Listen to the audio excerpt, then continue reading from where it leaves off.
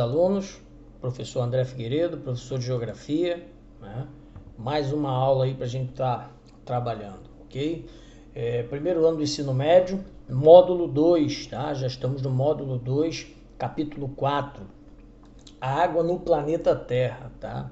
Nesse capítulo nós vamos compreender como é a distribuição da água no planeta Terra, né? Como é que se dá essa distribuição da água no planeta Terra e, na verdade, responder algumas indagações, algumas questões importantes sobre a água, né? O que é importante a gente estar frisando é que no Brasil, tá? Cerca de 19 milhões de pessoas que vivem no espaço urbano e cerca de 21 milhões de pessoas que vivem no campo, no espaço rural, não têm acesso à água potável, tá? Mesmo nós, com uma grande reserva de água que nós temos, existe uma grande parcela da população que não tem água potável, tá? Não tem acesso à água potável. E 54% dos domicílios brasileiros não tem tratamento e coleta de esgoto, tá? Então a questão da água é muito mais problemática do que às vezes a gente imagina, tá bom? Então, em relação à distribuição da água no planeta, há uma grande questão que é: professor, a água no planeta vai acabar? É uma pergunta que muita gente se faz. Na verdade, a água não vai acabar, tá? A água que nós temos no planeta é a mesma desde o processo de formação do planeta. A diferença é que essa água está distribuída, né, pela hidrosfera, que é a camada líquida do planeta. Ela está distribuída, né, de forma diferente, né? Nós temos aí pelos estados da matéria, nós temos a água na sua forma líquida, temos no estado sólido, né, no estado gasoso, né? A líquida é a água da chuva, é a água dos rios, dos lagos, mares, tá? A água na sua forma sólida nós temos as calotas polares, né, a neve, e o gasoso é o vapor de água na atmosfera, tá bom? Então essa água no planeta não vai acabar. O problema é que nós estamos poluindo tanto que não dá tempo dessa água se renovar na natureza. Então o que vai diminuir é a oferta de água potável, tá bom? Então por conta disso a gente tem esse problema que acaba se agravando aí, tá? Eu tenho um mapa aqui que eu tenho justamente essa distribuição da água no planeta, né? O que nós chamamos de estresse hídrico, né? Que é a diferença entre a disponibilidade e a oferta de água potável, tá? Então, por exemplo, eu tenho aqui em vermelho regiões onde há a escassez física, isto é, não há água, tá? A água é escassa mesmo, tá? Em laranja eu tenho a escassez econômica, que é justamente a dificuldade de ter acesso à água, à água potável, tá? Eu tenho pouco ou nenhuma escassez nas áreas em azul, tá? No tom mais escuro, que é justamente onde tem os grandes reservatórios de água também na sua forma sólida, tá? Então essa água está lá resguardada lá. Tá bom? Então essa distribuição da água do planeta ela se dá de forma desigual. Inclusive existem países, existem lugares onde o litro de água é mais caro que um litro de combustível, tá bom? Só para a gente ter essa ideia aí, é o que nós chamamos de estresse hídrico, tá? E essa distribuição da água no mundo, né? Essa é uma grande questão aí. Tem um gráfico aqui muito importante que é esse gráfico aqui, ó.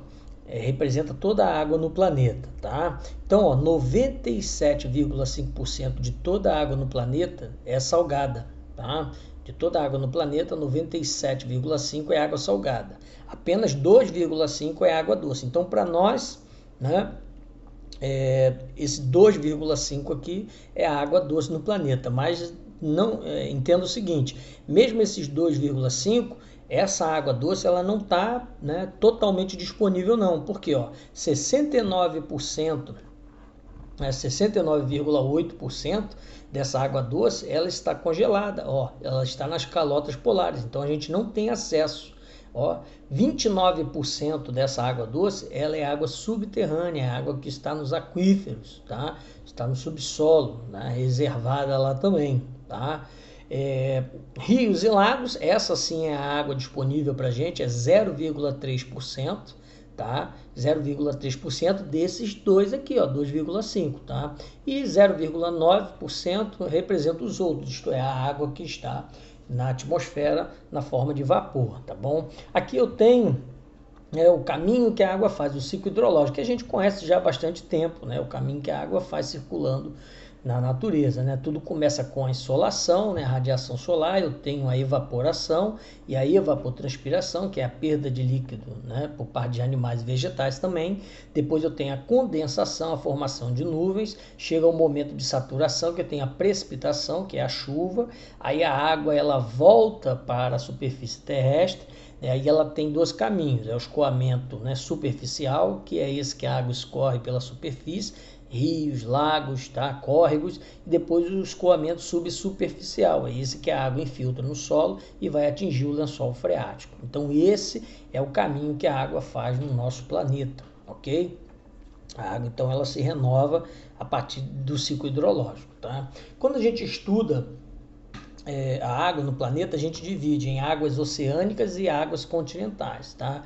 As águas oceânicas, na verdade, elas representam, né, essa massa líquida, né, interligada, que a gente chama de oceano, tá? Representa 71% da superfície terrestre. Na verdade, nosso planeta era para ser chamado planeta água, né? Porque 71% da superfície é tomado pela água, tá? Os oceanos, na verdade, eles têm nome de forma regional, tá? Então eu tenho o Pacífico, o Atlântico, o Índico, o Glacial, né? Antártico, Glacial, Ártico, tá? Então esses oceanos eles têm essas denominações regionalmente em função das diferenças de salinidade, temperatura, profundidade e volume das marés, tá bom? Então cada oceano acaba tendo uma característica, tá bom? Mas eles são todos interligados, vamos dizer assim, tá? Correntes marítimas. Corrente marítima, né? O que são correntes marítimas? Correntes marítimas são fluxos de água oceânica em movimento, tá? É como se fossem rios dentro dos oceanos, tá? Que estão em movimento. Eles se movimentam em função de vários fatores, como por exemplo o vento, né? Responsável pelas correntes marítimas, a própria rotação do planeta Terra, tá? A rotação do planeta Terra, inclusive dá origem a um fenômeno chamado efeito Coriolis. O que é o efeito Coriolis? O efeito Coriolis é aquele efeito que dá origem, né, por exemplo, ao deslocamento da água no hemisfério norte e no hemisfério sul. Por exemplo, quando a gente tem lá na pia, né, água e a gente tira, né, a tampinha do ralo da pia, no hemisfério sul a água gira no sentido horário. Já no hemisfério norte, né, a água gira no sentido anti-horário, tá bom? As correntes também, elas circulam em função da diferença de salinidade e diferença de temperatura, tá? As águas mais quentes são superficiais e as águas mais profundas são frias, tá? E a água salgada, mais salgada, né, com maior teor de salinidade, ela é mais densa, tá bom? E uma das características das correntes é o seguinte: as correntes elas podem ser quentes ou frias, tá? Quentes eu até representei aqui em vermelho, tá? E frias em azul. Aqui no mapa eu tenho, né, as correntes quentes e as correntes frias. Essas correntes elas têm essas características, quentes ou frias, dependendo do local onde elas se formam. Então, se elas se formam na região intertropical, né, na região dos trópicos, do Equador, ela vai ser quente. Se ela se forma na região temperada e polar, ela acaba sendo fria, tá bom? E essas correntes, elas têm uma influência importante no clima, porque elas alteram, né, o regime pluviométrico. Como assim? Se uma corrente é quente, né, a água já está quente, há maior evaporação e, por consequência, o regime das chuvas vai ser maior, isto é, vai chover mais. Agora, se a corrente é fria, diminui a evaporação e aí o regime das chuvas vai ser menor, vai chover menos, tá? Ok? Tipos de mares, tá? Uma característica também que a gente tem, né, em se tratando dos oceanos, é representar os mares, né? Nós classificamos os mares em três tipos, né? Os mares abertos, tá ok? Mares abertos são aqueles que você vai à praia e já dá de frente com o oceano. Por exemplo, eu tenho aqui o Mar do Caribe, tá? Ó, já é um mar aberto já, tá ok? Mares interiores, né? Mares que estão tomados por massas continentais, mas estão interligados com o oceano. É o caso do Mar Mediterrâneo aqui, ó.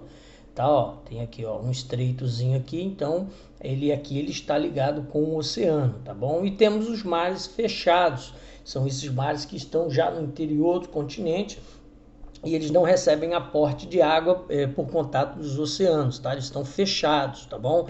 Aqui eu tenho, por exemplo, o Mar de Aral, né? Eu tenho 3 fotos aqui em sequência do Mar de Aral ao longo dos anos.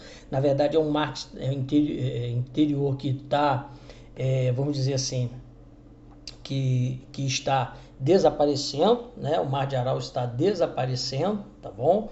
Ele fica na região ali da Ásia Central, Cazaquistão, Uzbequistão, tá bom? E esse mar, a tendência dele é que não demore muito ele desapareça, ok? Águas continentais, tá? Quando a gente trata de águas continentais, a gente vai logo associando aos rios, tá bom? A gente vai associando aos rios. O que é um rio? O rio é um curso de água natural, né? Rio é um curso de água natural e doce, tá? Isso é muito importante, tá?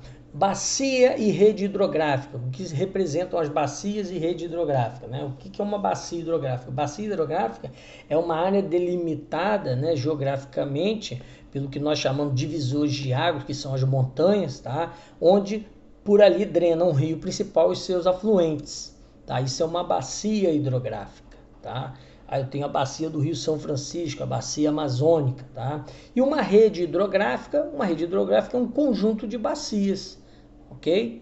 Tudo bem? Sobre os rios, o que é importante, né? A gente associar a origem dos rios, nós chamamos de regime dos rios. O que é um regime dos rios? Na verdade, qual é a origem do rio, né? Um rio, por exemplo, ele pode ter a sua origem como pluvial, isto é, um rio ele pode se formar a partir da chuva, da água da chuva, né? A água cai, infiltra no solo, depois ela brota, tá? E depois tem assim formado um rio, tá bom? Eu posso ter o rio de regime fluvial, isto é, um rio ele pode se formar a partir do encontro de outros rios, tá? E tem o regime nival também. O que é o regime nival? É o derretimento de neve, né? De gelo, de neve. Então, ao derreter a neve, vai se formando um curso de água e tudo mais. Por exemplo, o rio Amazonas na verdade, um rio de regime misto, porque o rio Amazonas ele nasce, na verdade, ele não nasce no Brasil, ele nasce na Cordilheira dos Andes, tá? No Peru, e ele nasce justamente desse regime misto, tá? Ele mistura pluvial, fluvial e nival também, tá bom? Aqui eu tenho as partes de um rio, só para a gente estar lembrando aí, né? Ó, eu tenho a nascente, onde o rio nasce, os afluentes, que são os rios que vão, né, desembocar nesse outro rio, tá? Eu tenho os meandros, que são os caminhos, né, tortuosos, sinuosos por quais os rios passam, tá? Eu tenho as margens dos rios, margem direita, margem esquerda, e tenho a foz do rio, tá ok? Tudo bem? É chamado de curso superior, né? A parte mais alta, onde o rio nasce, curso médio, o caminho, né? E onde ele deságua é chamado curso inferior, tá bom? Outra característica dos rios também é o tipo de foz, né? Existem, na verdade, a foz em estuário e a foz, né, em delta, né? A foz em estuário, por exemplo, eu tenho aqui o Rio São Francisco, né? Aqui no Brasil eu tenho o Rio São Francisco. Isso aqui é uma foz do Rio São Francisco. Então observe que ele já deságua no oceano, tá? Isso é chamado de foz em estuário, tá bom? E a foz em delta, né, a mais famosa do mundo é a foz do Rio Nilo, né? O delta do Nilo, né? Por que é delta? Porque ele vai criando ramificações. Então o Rio Nilo, quando ele vai desaguar, ele cria pequenos canais, tá? Formando assim, o que nós chamamos de delta, tá bom? Vamos lá? Rio, outras características do rio. Rio perene, né? O que é um rio perene? Rio perene é um rio permanente, tá? Que é rio que tem água durante todo o ano, independente da sazonalidade, independente das estações do ano. Por exemplo, o Rio São Francisco, na verdade, é um rio perene, né? O Rio Amazonas é um rio perene, né? Aqui é o Rio Amazonas, aqui trecho do Rio Amazonas, né? É um rio perene, um rio permanente. O que é rio intermitente? Rio intermitente é um rio temporário, tá? É um rio que chega no período da estiagem, da seca, ele desaparece. É muito comum em áreas, por exemplo, de semiárido, tá? No Brasil, a região Nordeste é cheia de rios intermitentes. Aqui, nessa foto aqui eu tenho, por exemplo, né? Chegou o período da estiagem, da seca, só ficou o leito do rio, né? Ok? Tudo bem? E tem também os rios efêmeros, né? O que é um rio efêmero? Rio efêmero é aquele rio que é formado a partir de uma chuva muito forte, né? Ele rapidamente vai lá e desaparece.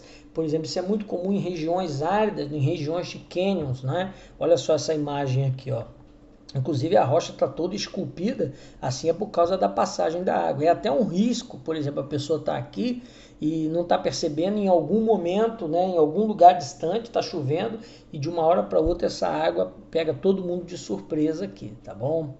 Drenagem, né? A drenagem é como é que a água, na verdade, ela escorre pela superfície. Existem 3 tipos de drenagem, tá? A drenagem exorreica, exo significa para fora. É a água, por exemplo, que cai no continente e escorre para o oceano, tá? Então, inclusive, as pessoas até falam, toda a água corre para o mar, né? Não é bem assim não, tá? Existe a drenagem endorreica, né? Endo, que significa para dentro, é a água que cai no continente e ao invés dele ir parar nos oceanos, ela vai parar no interior, ele vai aparecer, vai desaguar num lago, né, ou em outro rio, tá?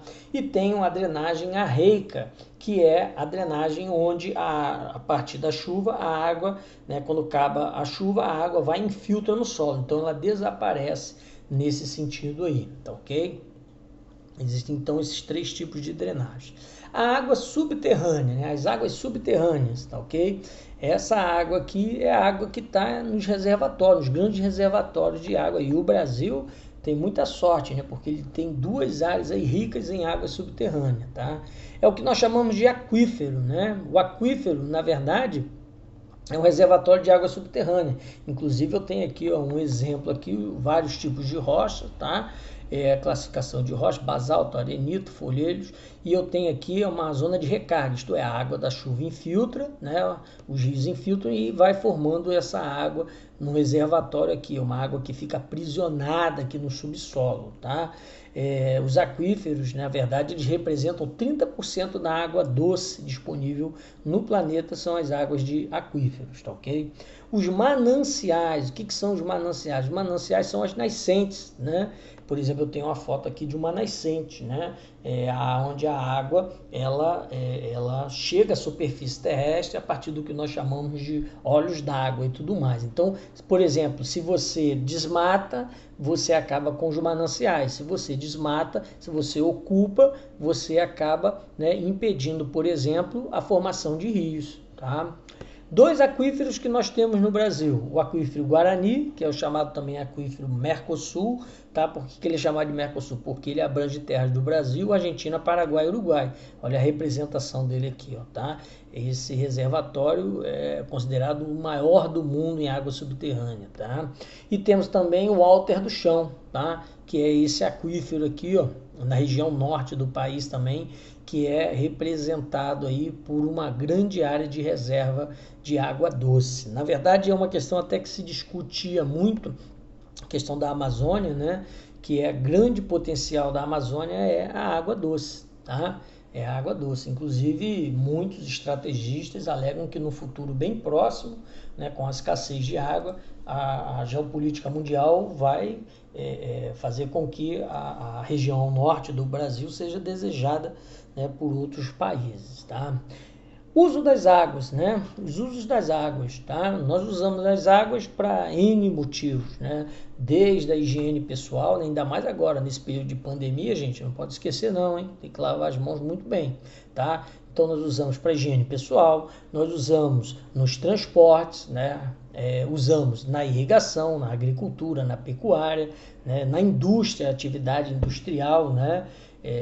A mais diversa possível, mas a grande questão é que nós estamos fazendo um mau uso, né, um mau gerenciamento dos recursos hídricos, né, onde nós temos o despejo, por exemplo, de esgoto in natura, despejos industriais, nós temos o lixo flutuante, né, que contribui para a poluição, né, o não tratamento de esgoto, né, olha só.